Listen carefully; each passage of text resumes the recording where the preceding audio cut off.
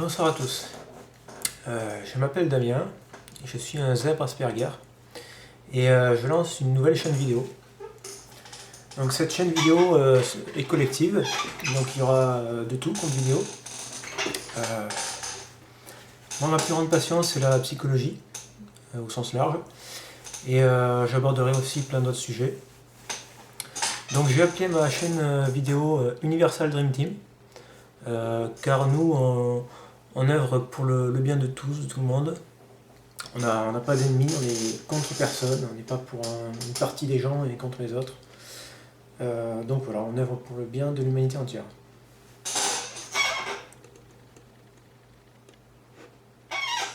Alors aujourd'hui, pour ma première vidéo, je vais vous parler de psychologie et des bébés. Je vais vous livrer ce que je sais de plus important.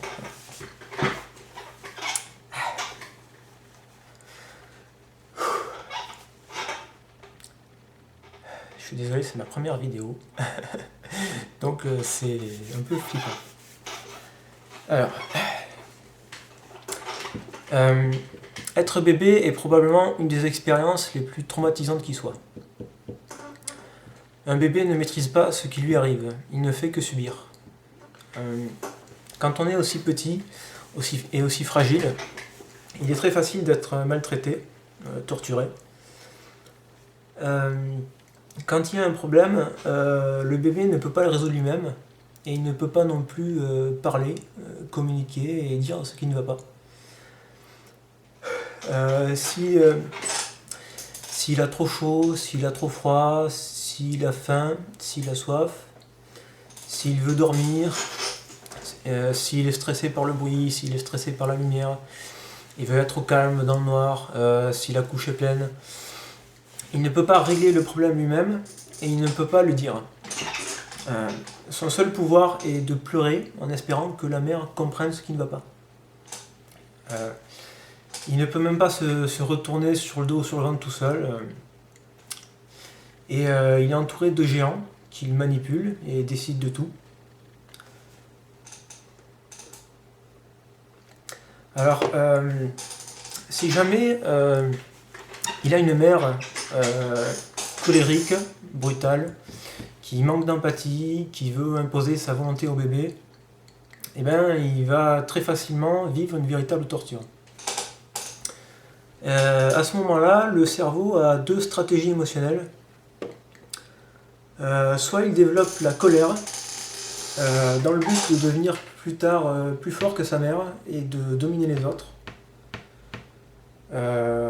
Il deviendra un dominateur, un tyran autoritaire qui torturera à son tour les autres. Soit il développe la peur, dans le but plus tard de fuir sa mère, de fuir les problèmes. Et il deviendra craintif, agoraphobe, phobique social, voire entre guillemets autiste. Dans les deux cas, c'est une émotion négative qu'il va développer, il sera donc malheureux.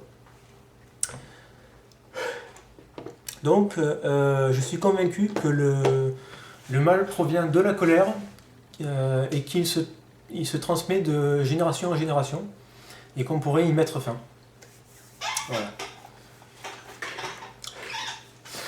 Voilà. Autre chose, recevoir de l'amour est vital. L'expérience des orphelinats pour bébés en temps de guerre.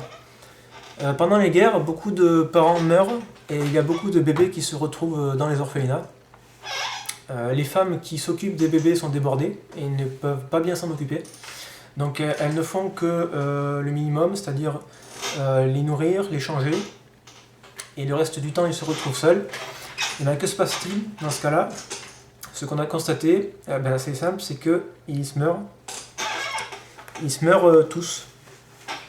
Voilà, donc recevoir de l'amour est nécessaire pour tenir à la vie.